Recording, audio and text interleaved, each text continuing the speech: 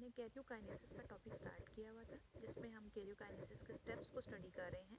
उसमें हमने प्रोफेज और मेटाफेज को स्टडी किया था। प्रोफेज में हमने अर्ली प्रोफेज और लेट प्रोफेज के में जो इवेंट्स हो रहे थे उनको देखा, और उसके बाद हमने मेटाफेज में जो चेंजेस आती हैं सेल के अंदर ड्यूरिंग सेल डिवीजन वो हमने देखी। आज हम नेक्स्ट जो स्टेप है कैरियोकाइनेसिस का, दैट इज़ एनाफेज, उसको हम आज देखेंगे। इस डायग्राम में आपको एनाफेज की जो स्टेज है वो सेल की स्टेट दिखाई गई है। अब हम देखेंगे कि एनाफेज के दौरान कौन कौन से मेजर इवेंट्स जो हैं वो टेक प्लेस होते हैं। Anaphase is the most critical phase of the mitosis because it ensures equal distribution of chromatids in the daughter cells. In this diagram, you can see the three types of spindle fibers, three fibers. एक तो मैंने आपको यहाँ पर asters raise बताई थी, ठीक है। दूसरे ये कॉन्टिन्यूस फाइबर्स को हमने इंटरपोलर फाइबर्स भी कहा था, दिस वन, जो कि एक पोल से दूसरे पोल तक जो है वो कंटिन्यूसली रन करते हैं, जिनको हमने कंटिन्यूस फाइबर या इंटरपोलर फाइबर्स कहा। दूसरे जो फाइबर्स थे, जो कि ये आपको ब्लैक कलर में नज़र आ रहे हैं, जो कि जिनके साथ क्रोमोसोम्स अटैच हैं, इनको हमने क्रोमोसोमल स्पिंडल फाइबर्स या डिसकंटिन्यूस फाइबर्स के नाम से मेटाफेज में मैंने आपको बताया। अब एनाफेज में क्या होता है कि एनाफेज में क्रोमोसोम्स जो होते हैं at the point of their centromere they split up, ठीक है। यानी क्रोमोसोम का जो सेंट्रल पॉइंट होता है, सेंट्रोमियर, जहाँ पर दो सिस्टर क्रोमेटिड्स आपस में ज्वाइंट होते हैं, वहाँ से सेंट्रोमियर जो है स्प्लिट अप हो जाता है, and as a splitting of the centromere, the sister chromatids they get apart or separate out from each other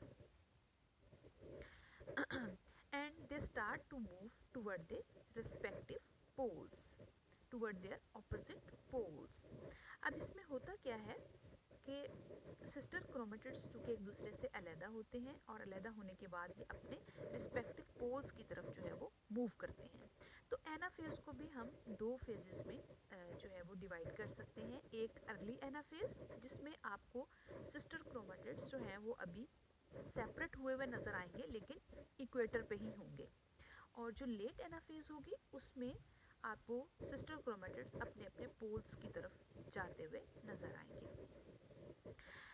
तो इस डायग्राम में आप देख सकते हैं कि आपको यहाँ पर जो है वो स्प्लिटिंग हो गई है सेंट्रोमियर की, और सिस्टर क्रोमेटिड्स जो हैं एक दूसरे से सेपरेट आउट हो गए हैं, ठीक है। As a result of splitting of the centromere another fibers generate here. These fibers are called as interzonal fibers, and these fibers they generate between the points where the two sister chromatids they get apart and where the centromere is splitted, ठीक है। Centromere की splitting की वजह से इनके दरमियान में भी एक फाइबर जो है वो जनरेट हो जाता है, that fibre is called as interzonal fibre. अब हमने देखना है कि कौन कौन सी वो फोर्सेस हैं जो सिस्टर क्रोमेटिड्स को उनके अपोजिट पोल की तरफ या उनके रिस्पेक्टिव पोल्स की तरफ जो है वो मूवमेंट करवाती हैं। देखिए, ये सिस्टर क्रोमेटिड्स जो हैं वो इस पोल की तरफ मूव कर रहे हैं, और ये सिस्टर क्रोमेटिड्स जो हैं वो इस पोल की तरफ मूवमेंट कर रहे हैं। ये मैंने आपको डायरेक्शन ऑफ मूवमेंट दिखाई है, जिस तरफ ये सिस्टर क्रोमेटिड्स जो हैं वो मूव कर रहे हैं। अब यहाँ पर जो मोस्ट इम्पॉर्टेंट पॉइंट है जो अंडरस्टैंड करने वाला है वो ये है कि हम ये देखें कि कौन कौन से फोर्सेस हैं जो सिस्टर क्रोमेटिड्स को इनके रिस्पेक्टिव पोल्स की तरफ मूवमेंट करवा रही हैं। तो थ्री मेजर फोर्सेस हैं which are responsible for the movement of chromosomes from equator towards the pole. Number one जो है इसमें contraction of the chromosomal spindle fibres. पहला जो है कि ये जो क्रोमोसोमल स्पिंडल फाइबर्स हैं ये कॉन्ट्रैक्ट करते हैं। As a result of their contraction sister chromatids they move toward their poles, and the second force is the stretching of the interzonal fibres. ये जो सेंटर में दोनों के सेंटर में ये जो फाइबर्स बने हैं इंटरजोनल फाइबर्स, ये भी स्ट्रेच करते हैं, and as a result of stretching of these interzonal fibres these sister chromatids they move toward their respective poles. And the third force which is involved in the movement of these chromosomes from equator toward their poles is the ATP. And what is the utilization of ATP? 30 ATP molecule per chromosome are utilized here to, and they move the sister chromatids or a chromosome from equator toward the poles. सो आप anaphase को इसी तरह से draw कर सकते हैं और इसके जो मेजर इवेंट्स हैं उनको बता सकते हैं। जो जहाँ पर एनाफेज एंड होता है तो हाफ सिस्टर क्रोमेटिड्स जो हैं वो अपने अपने पोल की तरफ मूव कर चुके होते हैं। देखिए यहाँ पर आप देख सकते हैं कि ये सारे के सिस्टर क्रोमेटिड्स जो हाफ हैं वो इस तरफ मूव कर रहे हैं और जो बाकी हाफ हैं वो इस डायरेक्शन में मूव कर रहे हैं। ठीक है, तो अर्ली एनाफेज में ये मैंने डायग्राम अर्ली एनाफेज की बनाई है जहाँ पर आपको ये बिल्कुल स्टार्ट पे नज़र आ रहे हैं, लेकिन लेट एनाफेज में ये सिस्टर क्रोमेटिड्स आपको यहाँ पर नज़र आएंगे। After completing the anaphase, next phase is the telophase. जब क्रोमोसोम्स जो हैं वो अपने ऑपोजिट पोल्स पे पहुंच जाते हैं तो एनाफेज जो है उसकी टर्मिनेशन हो जाती है, यानी एनाफेज स्टेज जो है वो टर्मिनेट हो जाती है और टीलोफेज जो है वो स्टार्ट हो जाती है। अब टीलोफेज जो है ये बेसिकली प्रोफेज का टोटली रिवर्स है। इसका मतलब ये है कि वो तमाम इवेंट्स जो प्रोफेज में होते हैं उन तमाम इवेंट्स का अगर हम रिवर्स करें तो वो टीलोफेज है। जैसे हमने प्रोफेज में देखा कि जो न्यूक्लियर मेम्ब्रेन है, एंडोप्लाज्मिक मेम्ब्रेन है, गोल्जी मेम्ब्रेन्स है, जितनी भी टाइप की मेम्ब्रेन्स हैं जो कि सराउंड कर रही होती हैं सेल ऑर्गेनल्स को या न्यूक्लियस को, वो तमाम डिसइंटीग्रेट हो जाती हैं या डिसोसिएट हो जाती हैं। तो यहाँ पर आप देखते हैं कि यहाँ पर जो सिस्टर क्रोमेटिड्स जो अपने पोल्स पे पहुँच चुके हैं, ये देखें ये सिस्टर क्रोमेटिड्स जो हैं ये अपने पोल्स पे पहुँच चुके हैं, तो इनके अराउंड जो है वो न्यूक्लियर मेम्ब्रेन दोबारा से असेंबल होना शुरू हो जाती है और रीअपियर होना शुरू हो जाती है। ठीक है, जो ग्रीन डॉट्स में मैं आपको दिखा रही हूँ, ये देखें यहाँ पर न्यूक्लियर मेम्ब्रेन जो है again it start to reassemble and reappear, which is the reverse of the prophase. Prophase में यही मेम्ब्रेन डिसइंटीग्रेट हो जाती है, डिसोसिएट हो जाती है, डिसअपियर हो जाती है, लेकिन टीलोफेज में ये न्यूक्लियर मेम्ब्रेन दोबारा से असेंबल हो जाती है और दोबारा अपीयर होना शुरू हो जाती है। इसी तरह जो है न्यूक्लियोलस जो कि प्रोफेज में डिसोसिएट हो जाता है, डिसअपियर हो जाता है, अब दोबारा से बनना शुरू हो जाता है, लेकिन इस वक्त हम फोकस सिर्फ क्रोमोसोम्स को ही कर रहे हैं। प्रोफेज में हमने देखा था कि क्रोमोसोम्स जो हैं उनके अंदर कंडेंसेशन हो जाती है और as a result of condensation they become thick and visible. Telophase में उसका रिवर्स क्या होता है कि क्रोमोसोम्स जो हैं ये डीकंडेंस हो जाते हैं। As a result of decondensation they become thin out, ये बारीक हो जाते हैं, थिन हो जाते हैं, and they again convert into chromatin fibres and they start to become invisible. ठीक है, क्रोमोसोम्स जो हैं या क्रोमेटिड्स जो हैं they are thick and condensed and they are visible, but the chromatin fibres they are thin and they are decondensed and they become start to invisible. तो यहाँ पर ये तमाम चेंजेस जो हैं ये रिवर्स हो जाती हैं। इसी तरह जो माइटोटिक अपरेटस जो कि प्रोफेज में बनना स्टार्ट हो गया था, जिसको हमने जो है वो एस्ट्रल रेज या स्पिंडल फाइबर्स जो हैं इनकी फॉर्मेशन वहाँ पर स्टार्ट हो रही थी। अब यहाँ पर जो माइटोटिक अपरेटस है जिसमें एस्टर रेज शामिल हैं या एस्टर फॉर्मेशन है या स्पिंडल फाइबर्स हैं, तमाम तरह के स्पिंडल फाइबर्स हैं, दे स्टार्ट टू डिसऑर्गेनाइज। ठीक है, और as a result two nuclei they are formed at the two poles of the cells। तो यहाँ पर अगर आप टीलोफेज की चेंजेस को देखें तो वो कौन सी हैं? नंबर 1 है nuclear membrane, it reassembles and reappear। इसी तरह nucleolus it starts to reappear, nucleoli, nuclear membrane, and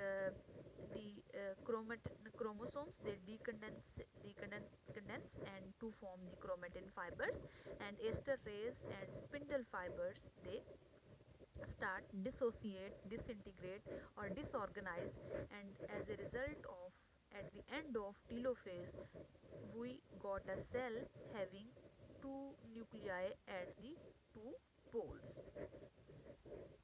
अब जहाँ पर टीलोफेज ख़त्म होती है, ठीक है, जहाँ पर एनाफेज ख़त्म होती है और टीलोफेज स्टार्ट होती है, वहाँ पर साथ ही जो है वो साइटोकाइनेसिस स्टार्ट हो जाती है। क्योंकि मैंने आपको लास्ट लेक्चर में बताया था कि वैसे तो ये कंटिन्यूस प्रोसेस है, लेकिन हमने अपनी आसानी के लिए, अपनी कन्वीनियंस के लिए, हमने खुद को अंडरस्टैंड करवाने के लिए हमने इसको स्टेप्स में डिवाइड किया हुआ है।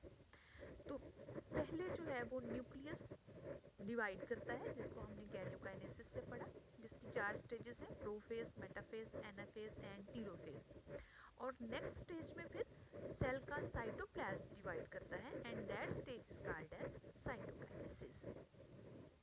तो जहाँ पर एनाफेज एंड होती है और टीलोफेज स्टार्ट होती है, वहाँ पर क्या होता है, यहाँ पर इस डायग्राम में आप देखें कि जो सेल की मेम्ब्रेन होती है, इसके अंदर एक कंस्ट्रक्शन बन जाती है, एक ग्रूव और या एक डिप्रेशन डेवलप हो जाता है, ठीक है, जब एनाफेज एंड हो रही होती है, जब टीलोफेज स्टार्ट हो रही होती है।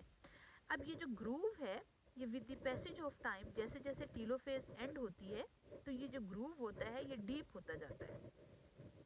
इस स्टेज में आप देखें कि यहाँ पर ये जो ग्रूव जो यहाँ पर बनना स्टार्ट हुआ था, अब ये ग्रूव जो है ये डीपर हो गया है, and it has placed more toward the centre, ठीक है। और ये आपको सेंट्रोसोम नज़र आ रहा है, जो कि अब दोबारा से सेंट्रियोल प्लस इसके सेल्स जो हैं, और ये आपको जो है वो पूरा न्यूक्लियर मेम्ब्रेन और इसके जो क्रोमेटिन फाइबर्स हैं, ये आपको सेंटर में नज़र आ रहे हैं, ठीक है। अब यहाँ पर देखिए, आप बात हो रही है साइटोकाइनेसिस की, कि जिसमें सेल की जो मेम्ब्रेन है, it starts to constrict in the centre, और ये more and more toward the centre ये डीप होती जाती है, and as a result of its this deeper construction, क्या होता है कि बिल्कुल सेंटर में जाके यहाँ पर ये मेम्ब्रेन एक दूसरे को ज्वाइन कर लेती है, और ज्वाइन करने के बाद यहाँ पर आप देखें कि सेल्स यहाँ से डिवाइड हो जाता है, और एक पेरेंट सेल जो है ये 2 डॉटर सेल्स में जो है वो डिवाइड हो जाता है।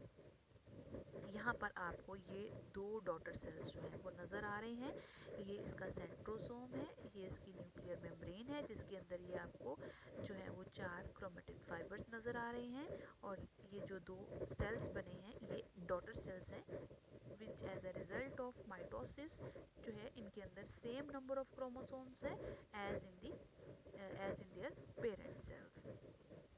तो जहाँ पर साइटोकाइनेसिस ख़त्म हो जाती है, यहाँ पर माइटोसिस का जो स्टेप है ये ख़त्म हो जाता है, यानी पहले कैरियोकाइनेसिस हुई और उसके बाद साइटोकाइनेसिस हुई। प्लांट और एनिमल सेल में जो साइटोकाइनेसिस के इवेंट्स हैं, they are a little bit different from each other. Directly इसमें तो ये होता है कि डायरेक्टली जो है वो एनिमल सेल में, क्योंकि चूँकि आउटर लेयर जो है वो सेल की, वो आउटर बाउंड्री जो होती है वो सेल मेम्ब्रेन ही होती है, और डायरेक्टली सेल मेम्ब्रेन जो है वो पिंच इन कर जाती है, और उसके बाद ज्वाइनिंग हो जाती है, और यहाँ से सेल जो है वो 2 सेल्स बन जाते हैं, स्प्लिट होकर 2 सेल बन जाते हैं। लेकिन प्लांट सेल में चूँकि सेल मेम्ब्रेन के बाहर एक और मेम्ब्रेन भी होती है, जिसको हमने सेल वॉल के नाम से पढ़ा हुआ है, तो यहाँ पर जो है वो गोल्जी बॉडीज़ जो हैं वो सेंटर में आके एग्रीगेट हो जाती हैं, और उसके बाद जो गोल्जी वेसिकल्स हैं वो आपस में फ्यूज़ हो जाते हैं, और वहाँ पर जो है सेल वॉल और सेल मेम्ब्रेन की लेयर जो है वो बन जाती है, ठीक है। This is the difference between the cytokinesis of the plant cell and the animal cell. यहाँ पर माइटोसिस का जो टॉपिक है वो ख़त्म हो गया है। नेक्स्ट हमारा टॉपिक जो है वो इम्पोर्टेंस ऑफ माइटोसिस होगा, कि माइटोसिस जो है इसकी इम्पोर्टेंस क्या है, और कौन कौन से सेल्स में कैसे कैसे ये हमारे लिए बेनिफिशियल हो सकती है। मैंने आपको स्टार्ट में बताया था कि माइटोसिस जो है वो तमाम हमारी बॉडी के जो सोमैटिक सेल्स हैं, इसके अलावा जर्मिनल सेल्स में होती है, लेकिन सिर्फ उनकी मल्टीप्लिकेशन के टाइम पे, ठीक है। बाद में लेटर ऑन जर्मिनल सेल्स के अंदर मियोसिस होती है। तो यहाँ तक हमारा जो माइटोसिस का टॉपिक है ये कंप्लीट हो गया है।